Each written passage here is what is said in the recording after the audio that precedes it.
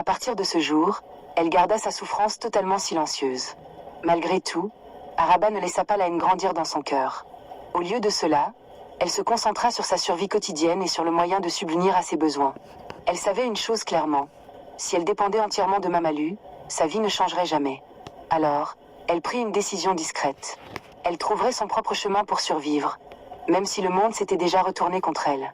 Cette décision l'amènerait finalement au petit étal de bord de route qui changerait son destin pour toujours. Après de nombreux mois de souffrance en silence, Araba réalisa quelque chose d'important.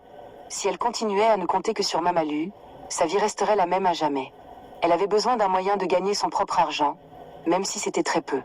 L'idée lui vint en regardant les ouvriers passer sur la route chaque matin pour aller travailler. Beaucoup d'entre eux semblaient fatigués et affamés. Certains tenaient de petites pièces dans leurs mains, cherchant un endroit pour acheter un petit déjeuner rapide avant de poursuivre leur trajet. Araba y vit une opportunité.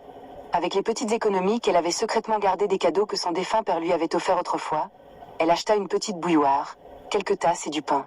Elle acheta également une simple table en bois à un charpentier qui accepta de la lui vendre à bas prix après avoir entendu son histoire. Bientôt, Araba installa un minuscule étal au bord d'une route passante, non loin de la maison. La structure était très simple. De vieilles planches de bois formaient les murs et des tôles de fer rouillé couvraient le toit. L'étal se trouvait sous un grand acajou où les gens pouvaient s'asseoir un moment avant de continuer leur journée. Chaque matin, Araba se réveillait avant l'aube. Pendant que Mamalu et Ajoba dormaient encore, elle préparait tranquillement du thé et tranchait du pain frais. Au moment où les premiers ouvriers commençaient à descendre la route, son petit étal était déjà ouvert. Au début, les affaires étaient lentes. Beaucoup de gens ignoraient l'étal parce qu'il était nouveau. Mais Araba restait patiente et respectueuse. Chaque fois que quelqu'un passait, elle le saluait poliment. « Bonjour monsieur. Bonjour madame. Vous êtes les bienvenus. » Sa voix était calme et sincère. Un matin, un chauffeur de bus nommé Seogio s'arrêta à l'étal. Il commanda du thé et du pain avant de commencer sa tournée de la journée. Après avoir fini son repas, il regarda attentivement Araba. « Tu tiens cet endroit toute seule ?» demanda-t-il. « Oui, monsieur, » répondit respectueusement Araba. Seogio hocha la tête. « Le thé est bon, » dit-il. « J'amènerai d'autres chauffeurs ici. » Fidèle à sa parole, plusieurs chauffeurs commencèrent à s'arrêter à l'étal chaque matin.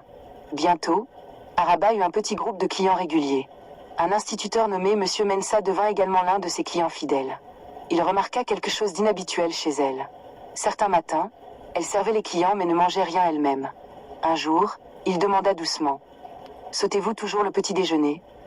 Araba tenta un sourire. « Je mange plus tard, monsieur. » Monsieur Mensa n'insista pas, mais à partir de ce jour, il payait souvent plus que le prix de la nourriture. Quand Araba essayait de lui rendre la monnaie, il secouait